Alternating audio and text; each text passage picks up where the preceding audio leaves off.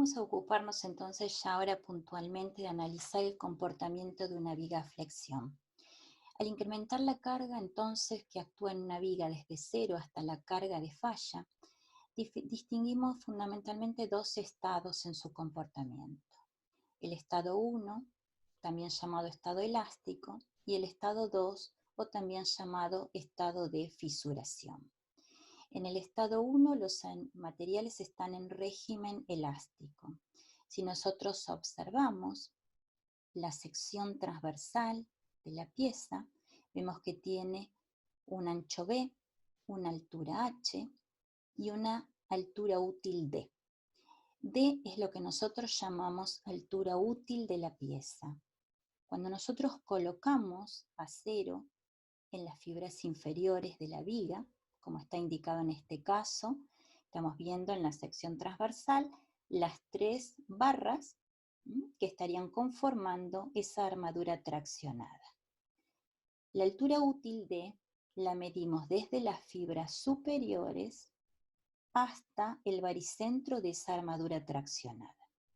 Es decir, que la altura útil D va a ser igual a la altura total de la pieza H menos lo que llamamos recubrimiento de la armadura traccionada.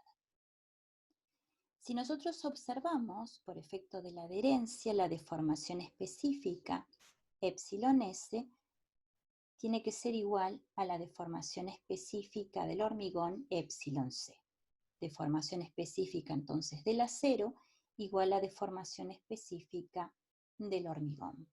Eso significa que bajo la acción de las cargas, estos elementos, hormigón armado, material combinado, en una misma sección tendrían exactamente la misma deformación, se acompañan.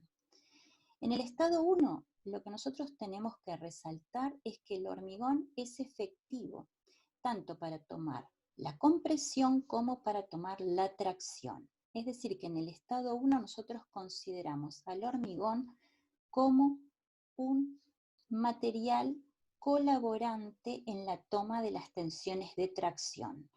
¿Por qué? Porque el hormigón todavía no ha fisurado. Entonces podemos aceptar que toma esfuerzos de tracción. Eso sí, siempre y cuando la resistencia sea inferior a FR, es decir, inferior al valor límite que es de la resistencia a tracción por flexión, FR. Vemos que el diagrama de deformaciones, epsilon, es un diagrama lineal y el diagrama de tensiones también es un diagrama lineal. Vemos que la zona superior, en el caso del diagrama de tensiones, corresponde a tensiones de compresión y la zona inferior corresponde al diagrama de tensiones de tracción. Representamos también con Fs a la tensión de tracción que toma el acero, mientras que Fct es la tensión de tracción que toma el hormigón. Cuando nosotros trabajamos con un subíndice C, ya sea en deformación o en tensión, estamos haciendo referencia al hormigón. Cuando trabajamos con un subíndice S, estamos haciendo referencia al acero. Epsilon S, en el caso de la deformación, Fs, en el caso de la tensión de tracción del acero.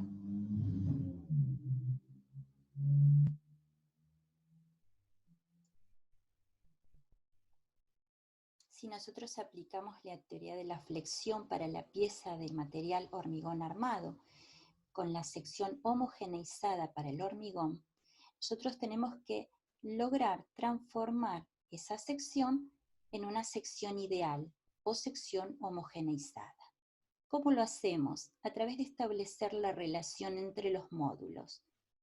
E sub S, módulo de elasticidad longitudinal del acero, E sub C, módulo de elasticidad longitudinal del hormigón.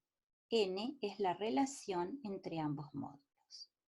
Establecemos entonces, si ustedes observan en la gráfica, que n por a sub s menos a sub s estaría contemplando el hecho de que dentro de nuestra pieza nosotros tenemos colocada armadura.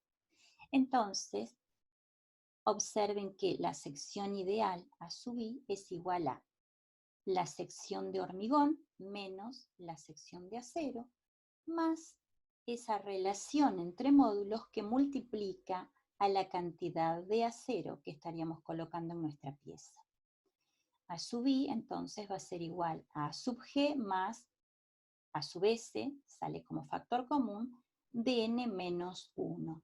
Por lo tanto, en la sección ideal, o también llamada sección homogeneizada, va a resultar ser igual a b por h, que es la sección de hormigón, ancho b, altura total h, más a sub s por la relación de módulos menos 1. Si se toma momento estático con respecto a un eje coincidente con el borde superior de la sección, nos encontramos con la expresión recuadrada, ¿sí?, que es el momento de inercia de la sección homogeneizada. Teniendo en cuenta que I sub G va a ser la distancia que tenemos, ¿sí?, tomando el momento estático con respecto al eje coincidente con el borde superior de la sección.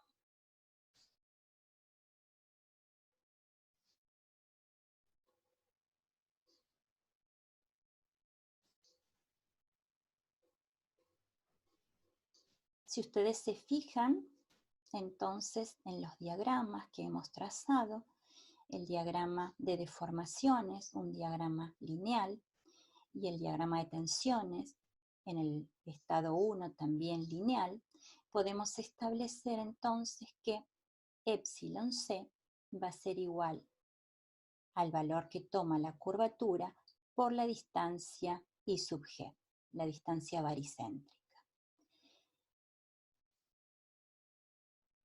La deformación del hormigón a la tracción epsilon ct va a ser igual a la curvatura por la distancia, que es altura total, menos I sub g, que es la distancia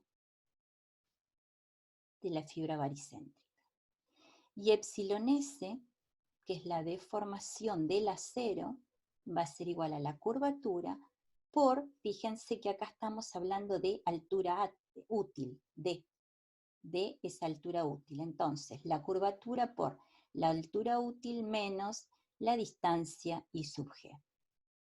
En el caso de las tensiones, y remitiéndonos a la ley de Hooke, podemos plantear que entonces la tensión en el hormigón, Fc, va a ser igual al módulo de elasticidad del hormigón por epsilon c. Hacemos los reemplazos correspondientes. La tensión a la tracción del hormigón, Fct, va a ser igual al módulo a la compresión por la deformación específica del hormigón a la tracción. Hacemos los reemplazos correspondientes.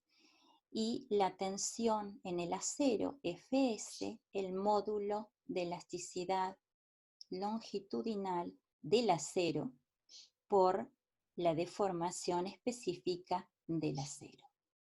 Hacemos los reemplazos y lo que estamos encontrando entonces es el valor de la tensión de compresión en el hormigón, Fc, como el momento dividido el momento de inercia de la sección homogeneizada por la distancia I sub g.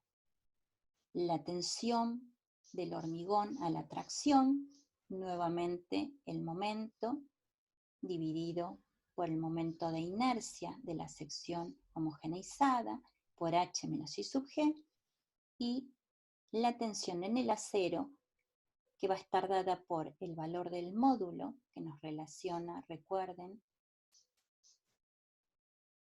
los módulos de elasticidad longitudinal de acero y de hormigón, por el momento dividido el momento de inercia homogeneizado por d, altura útil, menos la distancia y sub G. En todos los casos lo que hacemos es plantear, ¿sí?, una relación de triángulos, una relación trigonométrica. Estas ecuaciones son válidas siempre y cuando, ¿sí?, estemos por debajo o cuando mucho igualando la resistencia de atracción por flexión, el valor límite FR. Entonces, mientras que la tensión atracción del hormigón sea menor o igual a FR, estas ecuaciones son válidas. Una vez que se supera el valor FR, ya dejan de tener validez.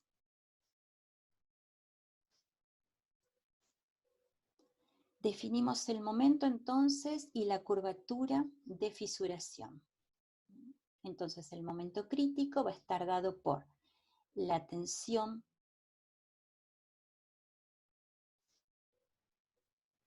FR por el momento de inercia de la sección homogeneizada, dividido por supuesto la altura total de la pieza menos la distancia y sub G. Y en consecuencia podemos establecer el valor de la curvatura también en función del momento crítico o el momento de fisuración. El reglamento no deja nada librado al azar, sobre todo en lo que respecta a valores límites, y establece que la resistencia FR a la flexotracción, o lo que nosotros también conocemos generalmente como módulo de rotura, que es el valor límite de la tensión a la tracción para el caso del hormigón, es 0,625 por la raíz de la resistencia especificada del hormigón a la compresión, F'C. Ahora bien, no podemos reemplazar el valor de F'C de la resistencia especificada del hormigón a la compresión en cualquier unidad, porque el reglamento nos proporciona este valor del módulo de rotura para un F'C que siempre lo vamos a expresar en megapascales.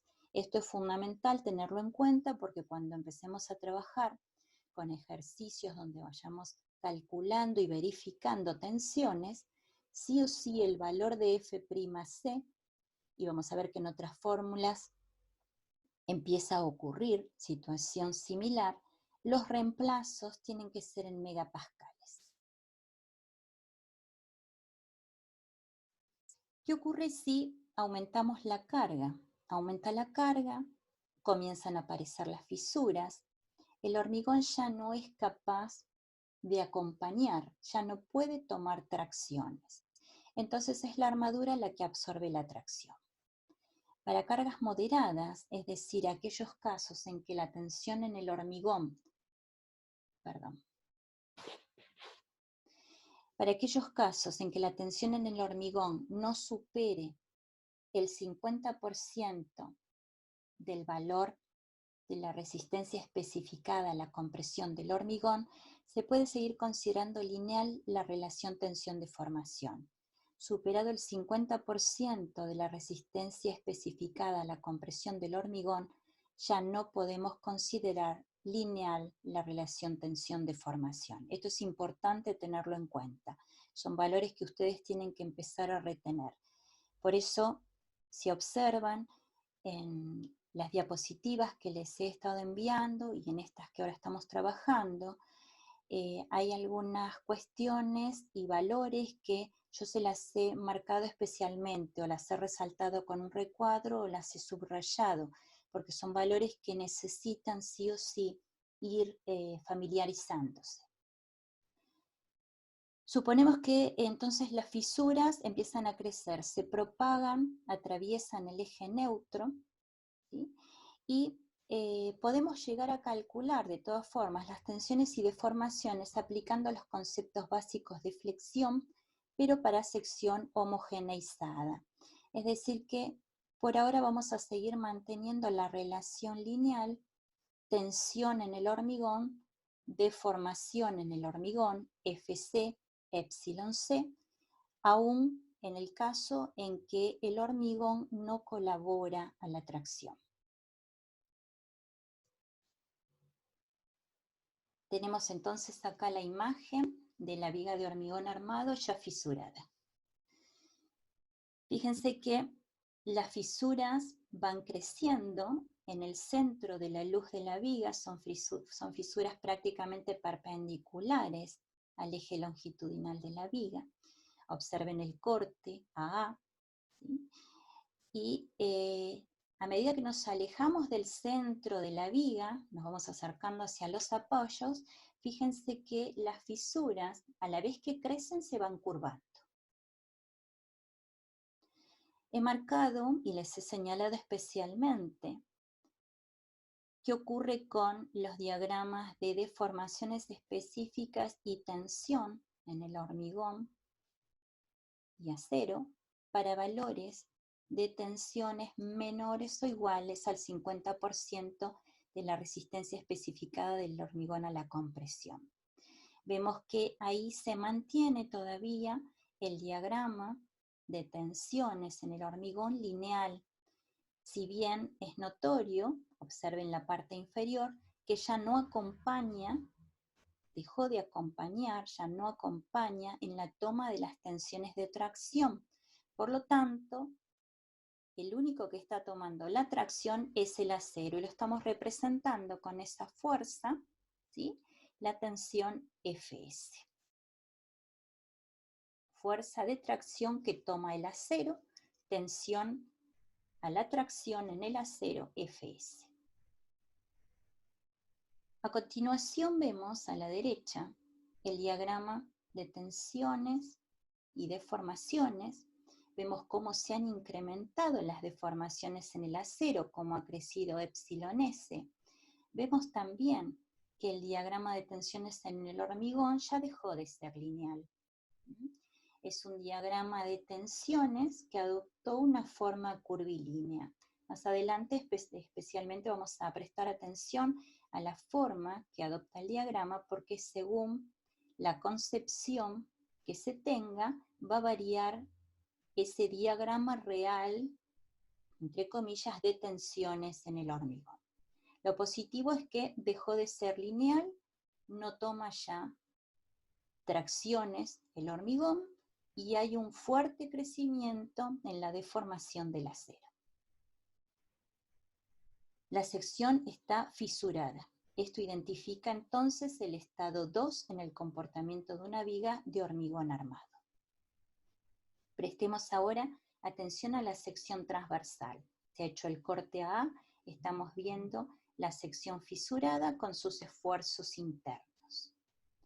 Observen que hay una zona rayada, una zona superior, ¿sí? Es la cabeza comprimida de la viga y se marca una distancia C. Esa distancia C es lo que nosotros conocemos como posición del eje neutro. C nos está marcando la posición del eje neutro. En este caso, para el estado de solicitación que tenemos compresión en las fibras superiores, tenemos tracción en las fibras inferiores. Aparece, fíjense en este caso, que el hormigón ya dejó de colaborar en la toma de la tracción, tenemos únicamente al acero tomando la tracción y por eso identificamos a esa sección homogeneizada como N por A sub S. Únicamente interviene la sección de acero afectada por la relación entre los módulos de elasticidad longitudinal. Observen a continuación el gráfico donde tenemos las tensiones.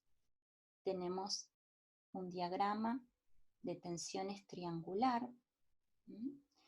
Hemos posicionado la resultante de los esfuerzos de compresión a una altura con respecto a la fibra superior igual a C sobre 3, es decir que en el caso que se está planteando de un diagrama de tensiones triangular, diagrama de tensiones de compresión triangular para el hormigón, la resultante de los esfuerzos de compresión entonces se posiciona a 1/3 del valor de la posición del eje neutro, a 1/3 de C.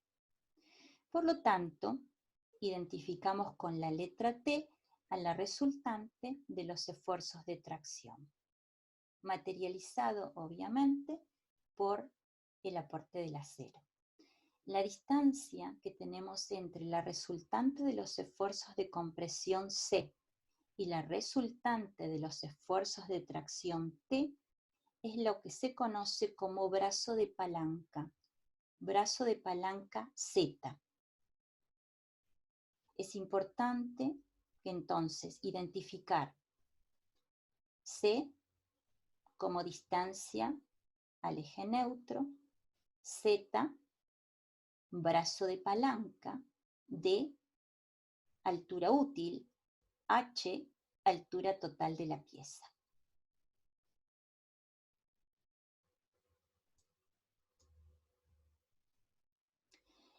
La posición del eje neutro se puede determinar a través de una relación de triángulos. Llegamos entonces a una cuadrática cuya incógnita es C. Entonces, resolviendo esa cuadrática en C, se puede obtener el momento de inercia de la sección fisurada.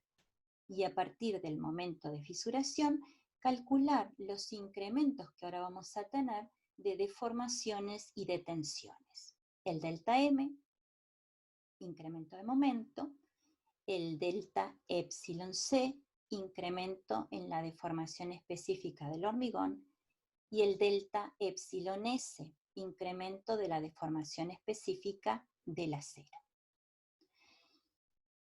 Ahora bien, ¿cómo los obtenemos? Nosotros hemos definido previamente el valor del momento de fisuración, o momento crítico si lo quieren llamar. Por lo tanto, delta M va a estar dado por el valor del momento menos el momento de fisuración. Y lo mismo va a ocurrir con la curvatura. La variación en la curvatura va a estar dada por la curvatura menos la curvatura de fisuración. Lo mismo ocurre con las deformaciones y en consecuencia a partir de los valores de incremento de deformación específica tanto en el hormigón como en el acero, podemos conocer el valor del incremento de la deformación de la curvatura.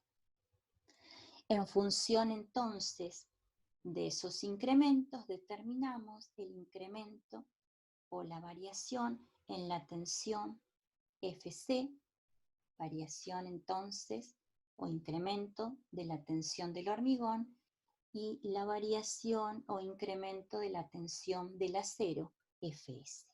Fíjense que está presente en el caso del acero el coeficiente N. No perdamos de vista que tiene que ver con haber trabajado con la sección homogeneizada. En todas estas expresiones, por supuesto, quien está presente es la posición del eje neutro, C.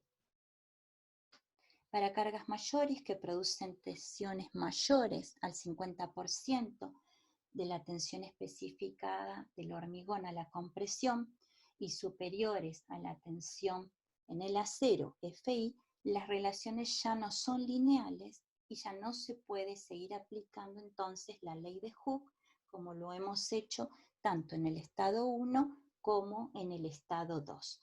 Hormigón sin fisurar, estado 1, hormigón ya fisurado, estado 2.